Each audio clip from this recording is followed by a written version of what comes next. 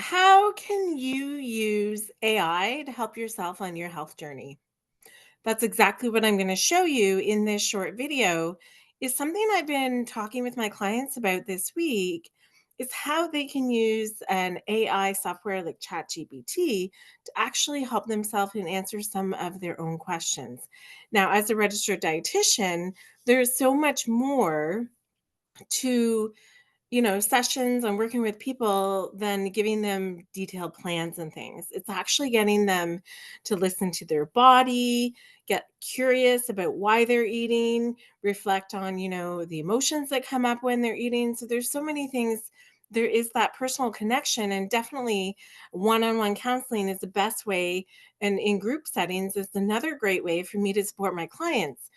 But there is a role for AI, and it was interesting. I had this conversation recently with a teacher who was saying, AI, like human connection, is so important. How are you? I don't understand how you're utilizing AI in a connection based um, healthcare service. So, in that instant, I was doing meal plans for very detailed food allergies, and I was able to use ChatGPT to help me do that. So, I wanted to pop over and show you how I made a meal plan today for a client who wanted to hit certain targets. So here we are.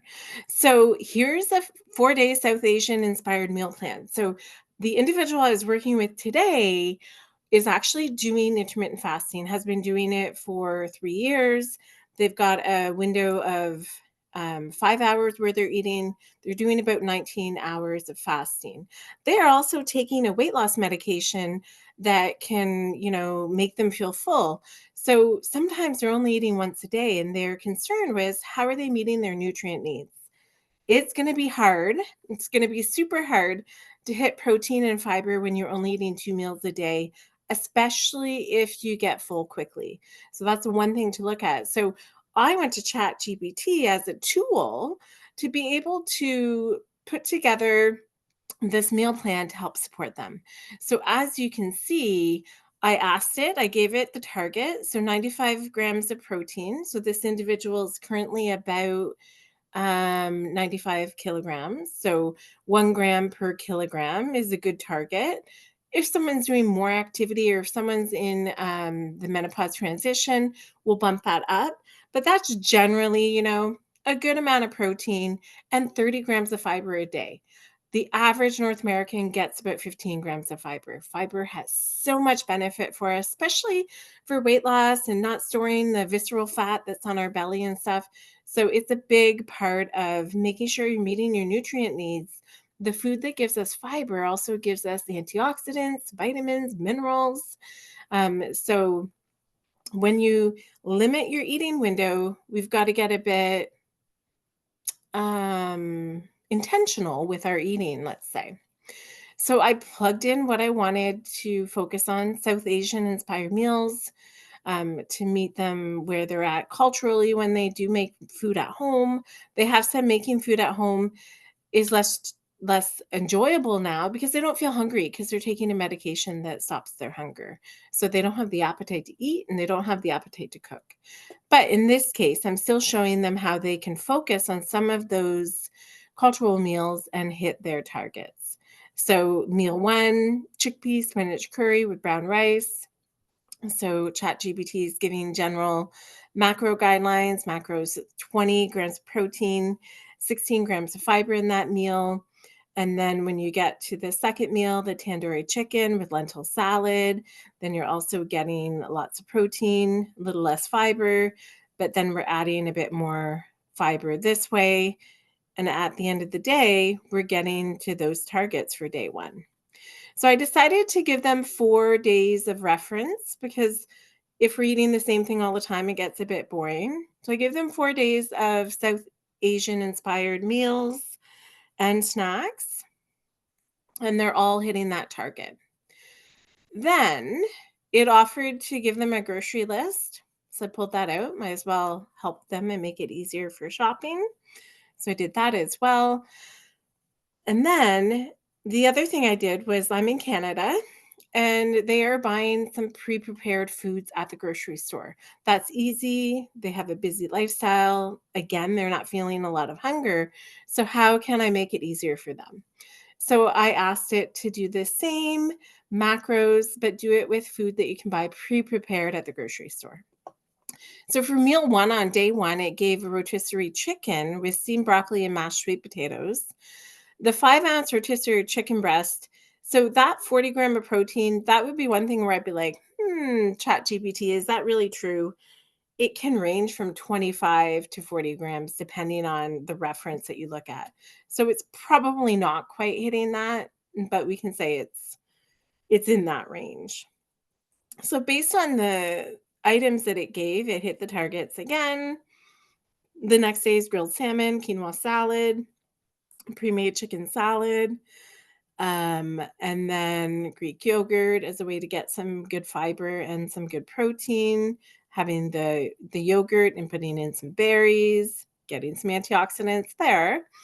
And then you can see day 3 gives a couple different options as well. And then day 4 as well, and then a list of prepared meals. So that is how you can use ChatGPT. You can go in and give it those guidelines and see what it gives you. So I had another client yesterday that I followed up with who said it was quite challenging for them to hit their target of, I don't think this is going to be the right one, hit their target for what we set up. So the target was 25 grams of protein at a meal, 10 grams of fat, 25 grams of carb. And I had shared with them another colleague's 50-day meal plan as a way to give them that support. 50-day meal plan, I'm never giving meal plans. I never give them in my 24 years, not the thing that I do, because I'm trying to teach people how to eat. When I give the meal plan, I'm just trying to get them to see how to put those macronutrients together to support energy and blood sugar regulation and help with their weight regulation as well. So, what that meal plan is just great examples for them to go through and pick. The individual I followed up with yesterday found it super overwhelming to have 50 days of meals and recipes and a grocery list.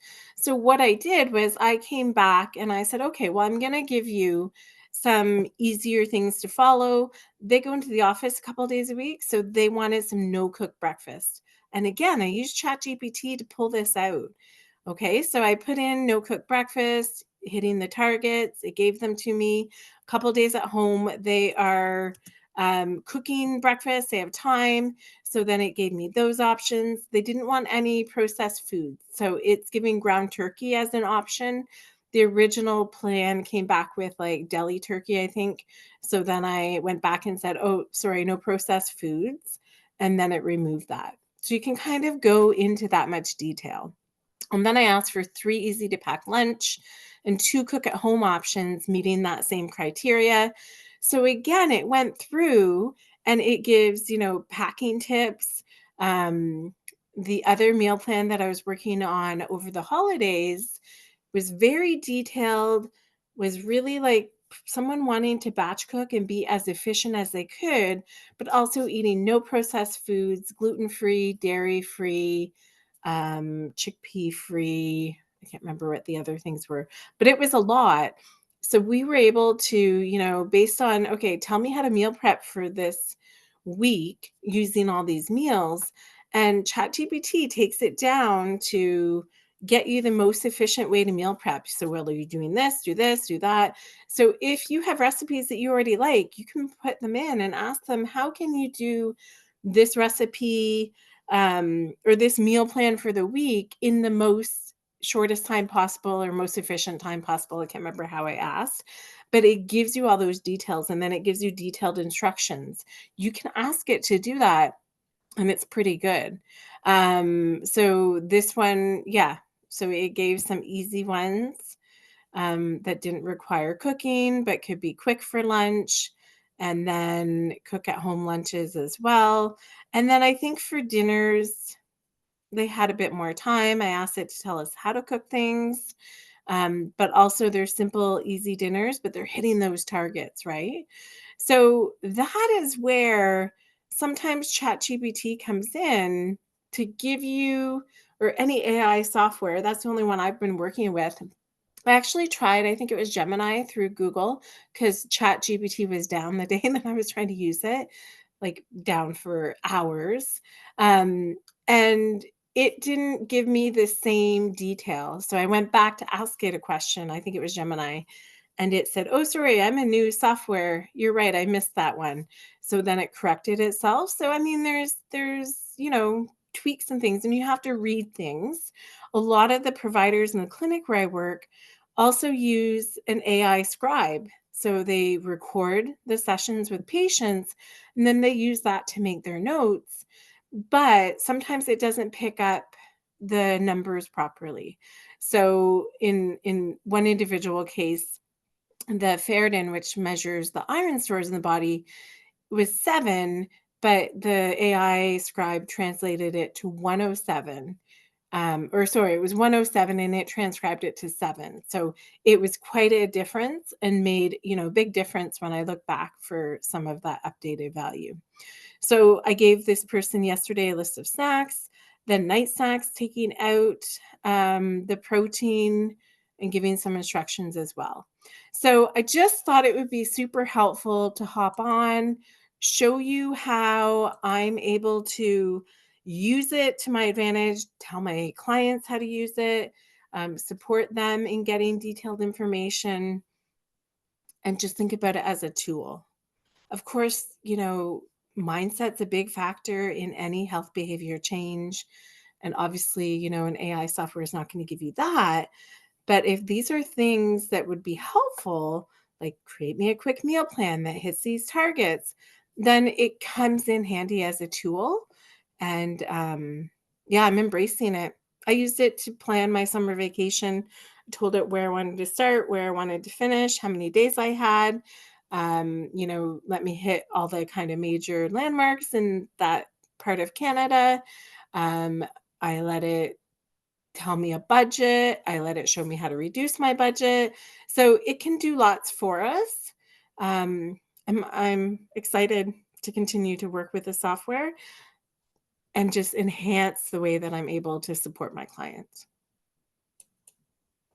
I would love to know, do you use AI? How are you using it? Comment below and tell us how you're using it. It might give us some different ideas.